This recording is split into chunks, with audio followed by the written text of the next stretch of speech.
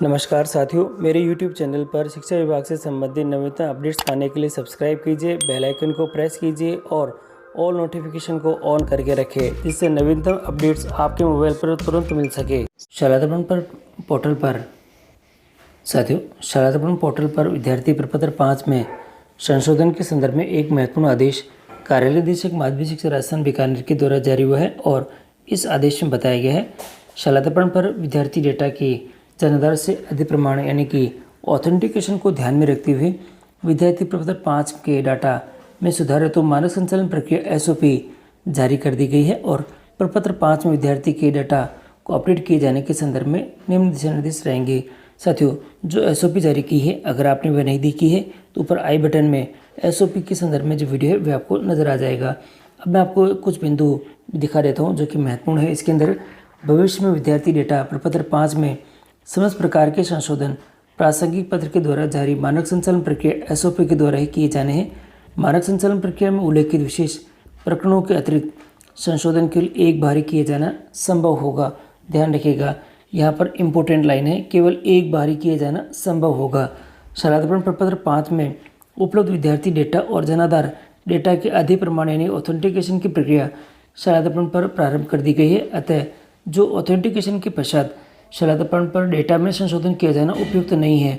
विद्यालय स्टाफ से ये अपेक्षा की जाती है कि जो ऑथेंटिकेशन की प्रक्रिया विद्यार्थी के शाला दर्पण पोर्टल यानी रिकॉर्ड और विद्यालय के SR रजिस्टर के यानी कि रजिस्टर के रिकॉर्ड से अक्षर से मिलान करने के पश्चात ही किया जाना सुनिश्चित करें। और यहाँ दे रखा अगला बिंदु जो कि कुछ इस प्रकार है।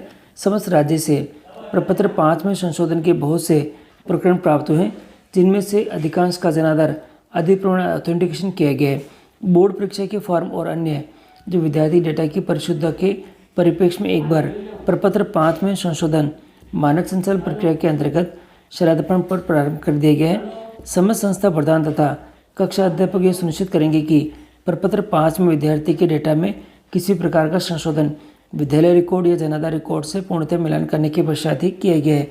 तो देखिए साथियों, यहाँ पर बहुत ही महत्वपूर्ण लाइन है ये कि सभी जो संस्था प्रधान और कक्षा अध्यापक यह सुनिश्चित करेंगे कि प्रपत्र 5 में विद्यार्थी के डेटा में किसी प्रकार का संशोधन विद्यालय रिकॉर्ड और जनाधार रिकॉर्ड से पूर्णतः मिलान करने के पश्चात ही किया गया है। और यहाँ पर पत्र के साथ साथ प्रपत्र 5 में संशोधन हेतु जो यूज़र मैनुअल है वह भी संलग्न करी गई कि किस प्रकार से आप करेंगे। मैं आपको दिखा देता हूँ। साथियों, इसके लिए सबसे पहले आपको स्टाफ लॉगिन पर लॉगिन कर देना है और लॉगिन करने के बाद स्टाफ विंडो के माध्यम से लॉगिन करने के बाद विद्यार्थी टैब में महत्वपूर्ण दिशा निर्देशों को पढ़ लेना है और चेक बॉक्स आपके पास में इस प्रकार से आएंगे। देखिए, स्टूडेंट जो बेसिक इन्फॉर्मेशन है ये मॉड्यूल है आपके सामने यहाँ पे शो हो जाएगा और यहाँ पर कुछ दिशा निर्देश दे रखे हैं। शाला दर्पण पर विद्यार्थियों से संबंधित अद्यतन की अति महत्वपूर्ण कार्य है और आप द्वारा किया जाना है, जिसमें विद्यार्थी के नाम, माता पिता का नाम, जन्म दिनांक, लिंग, जाति, संवर्ग, BPL, EWS, CWS में विद्यालय व स्टाफ लॉगिन के माध्यम से वांछित बदलाव किए जाने की सुविधा दी गई है।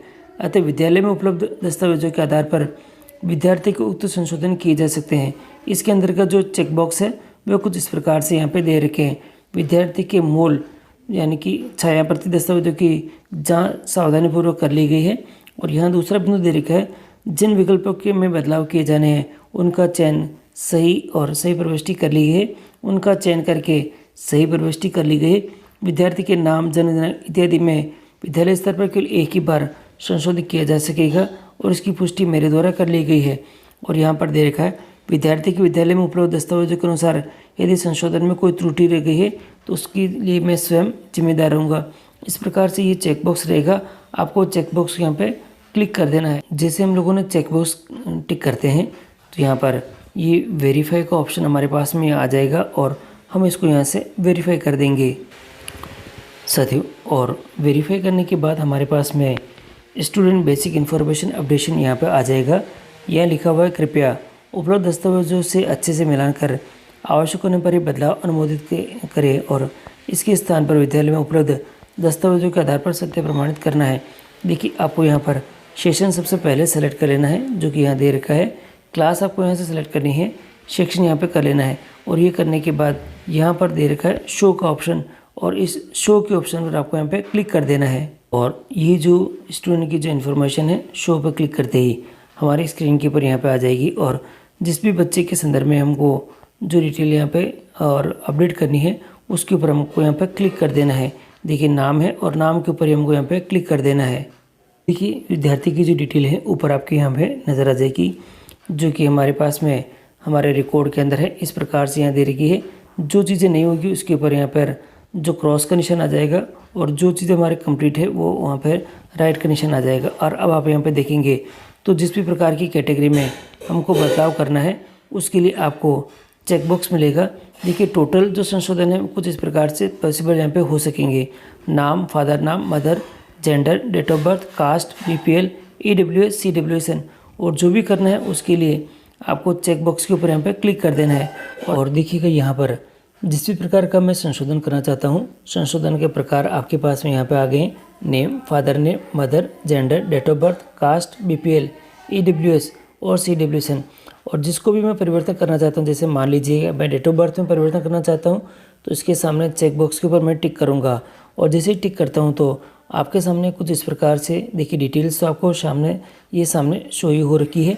और जो पुरानी डेट ऑफ बर्थ है वो ये है, और जिसमें मैं संशोधन करना चाहता हूँ वो देखिए उसके सामने यहाँ पर जो उपलब्ध जो बॉक्स है वो आपके सामने यहाँ पे शो हो जाएगा। और देखिएगा यहाँ जो पहले वाली जो डेट ऑफ बर्थ है वो है 16/2/2011 थी और इसको मैं 16/2/2012 करना चाहता हूँ।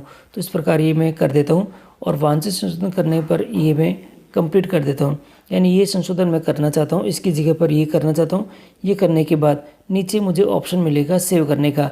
ये देखिएगा सेव का ऑप्शन यहाँ पर अवेलेबल है, इसकी सहायता से मैं इसको सेव कर सकूँगा। अगर रीसेट करना चाहता हूँ तो रीसेट का ऑप्शन भी यहाँ पर मुझे मिल जाएगा। और देखिएगा शारदापन पोर्टल के ऊपर हमें यहाँ पे जो डिटेल शो हो जाएगी। संस्था प्रदान उक्त परिवर्तन हेतु विद्यालय में उपलब्ध दस्तावेजों को भलीभांति से जांच कर ले और विद्यार्थी के रिकॉर्ड में जो वांछित परिवर्तन हेतु वेरीफाई पर क्लिक करके उसको वेरीफाई कर सकेंगे। तो ये जो ऑप्शन है आपके सामने यहाँ पे शो हो जाएगा। और ये जो चीज़ें आपको ये दिखाई दे रही, देखिए एक्शन में आपको टू बी वेरीफाई करना होगा। पहले आप अच्छे से यहाँ पे चेक कर लें और चेक करने के बाद ही ये सारा काम करना है। ऊपर जो डिटेल्स है आपके सामने यहाँ पे आ रखी है। देखिए विद्यार्थी का एसआर ये है और इसके अंदर जो वांछित बदलाव है ये आ रखा है। आपको करना होगा यहाँ पे वेरीफाई। तो वेरीफाई करने के पहले आपको कुछ चीज़ों का ध्यान रखना होगा, जैसे मैं आपको बता देता हूँ। संस्था प्रदान उक्त परिवर्तन हेतु विद्यालय में उपलब्ध दस्तावेजों को अच्छे से भलीभांति जांच कर लें और विद्यार्थी के रिकॉर्ड में वांछित परिवर्तन हेतु आपको वेरीफाई आप यहाँ पे करना होगा। पहले जांच कर ले फिर वेरीफाई करें। जिस कक्षा में किसी कक्षा अध्यापक की मैपिंग नहीं की गई है उस कक्षा के विद्यार्थियों के रिकॉर्ड में संशोधन परिवर्तन विद्यालय लॉगिन पर उपलब्ध रहेगा।